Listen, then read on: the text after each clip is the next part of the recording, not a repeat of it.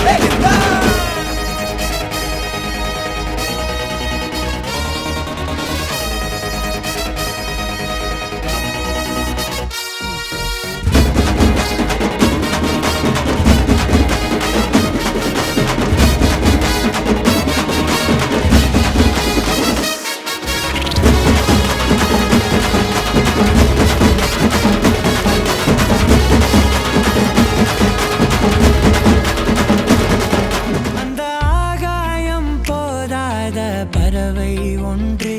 நதி கண்ணாடி பார்த்து மனம் நிறைந்தது இன்று கடலால் தீராத எறும்பின் தாகங்கள் இலையின் மேலாடும் பனி துளி தீர்க்கும் தீயை நீ பகிர்ந்தா